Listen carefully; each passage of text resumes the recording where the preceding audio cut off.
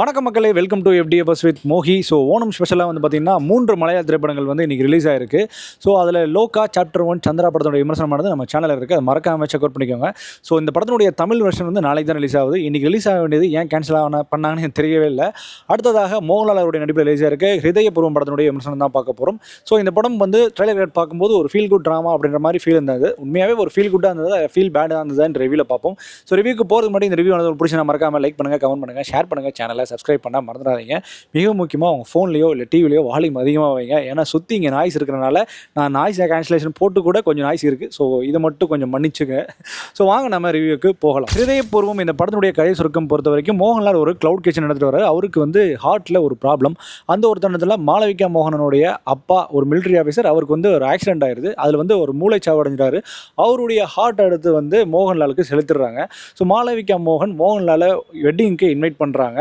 நீங்கள் இருந்தால் எங்கள் அப்பாவே இருந்த மாதிரி இருக்கும் அப்படின்னு சொல்லிட்டு இன்வைட் பண்ணுறாங்க. ஸோ அதுக்கப்புறம் ஏற்கூடக்கூடிய கதையை நோக்கி தான் இந்த படம் நகரப்படுது.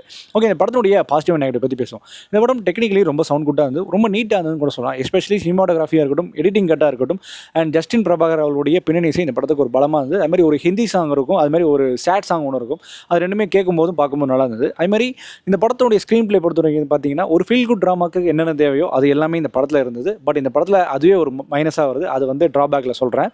அண்ட் இந்த படத்தினுடைய டைலாக்ஸ் ரைட்டன் இதில் ரொம்ப நல்லா இருந்தது. எஸ்பெஷலி வந்து ட்ரெயினையும் ஹார்ட்டையும் கம்பேர் பண்ணி ஒரு சொல்கிற டைலாகாக இருக்கட்டும், அதுமாதிரி லைஃப் வந்து ஜீசஸையும் ஒரு பாரையும் கம்பேர் பண்ணி சொல்லதாக இருக்கட்டும், இது மாதிரி நிறைய டைலாக்ஸ் இருந்தது. அந்த டைலாக்ஸ் எல்லாமே ரொம்ப டக்குன்னு அடிச்சுட்டு போகிறாங்க. அது போகிற போக்கில் சொல்லிட்டு போகிறாங்க.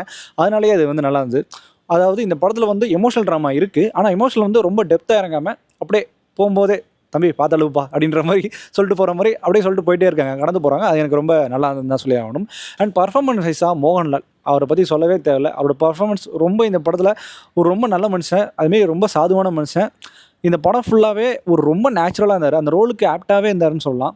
அப்படியே ஃப்ரீயாக அதுமாரி ஃப்ரீயாக நடிச்சு கொடுத்து போன மாதிரி இருந்தது இந்த படம் ஃபுல்லாக. ஏன்னா அந்தளவுக்கு அவரோட நடிப்பு ரொம்ப இயல்பாக தென்பட்டது. அண்ட் மாளவிகா மோகனும் சரி இந்த படத்தில் அந்த கேரக்டரை ஒட்டி இருந்தாங்க. இதுக்கு முன்னாடி பண்ண படங்களை விட இந்த படத்தில் வந்து அவங்களோட இயல்புத்தன்மை இந்த படத்தில் நிறையாவே தெரிஞ்சுது. அண்ட் இந்த படத்தினுடைய முக்கியமான காட்சிகளை ஸ்கோர் பண்ணுறது சங்கீத் அவர்கள்.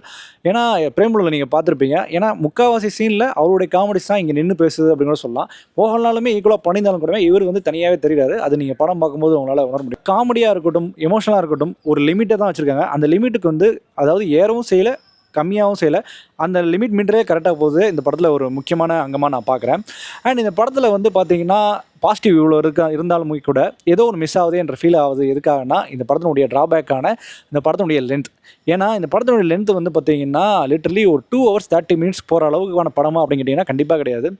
இது என்ன கேட்டிங்கன்னா ஒரு 2 hours 10 minutes இல்லை 2 hours அதுக்குள்ளே முடிக்க வேண்டிய கதை. ஏன்னா லிட்டரலி ஒரு ட்ராமா பார்க்குற மாதிரி தான் ஆயிடுச்சு. ஏன்னா இந்த ஃபீல் குட் ஓகே இதை வச்சா நகர்த்த போகிறாங்க. ஒரு சிம்பிளான லைன் தான் அந்த படம். ஒரு பெரிய ட்விஸ்ட் அண்ட் டர்ன்ஸோ அந்த மாதிரிலாம் கிடையாது. ஒரு இன்ட்ரோ பிளாக் ஒன்று நல்லாயிருக்கும், ஒரு கேதர் ஆகிற மாதிரி ஒரு சீக்வன்ஸ் வரும், அது நல்லாயிருக்கும். ஒரு ஃபன் மூடில் ஒரு சீன்ஸ் நல்லாயிருக்கும். இருந்தாலுமே கூட அது எல்லாமே லென்த்தாக எடுத்து வச்சுருப்பாங்க. ரொம்ப லென்த்தி சீன்ஸ். ஒரு சீன் எடுத்தோம்னா அது லிட்டரலி ஒரு 10 to 15 minutes போகுது.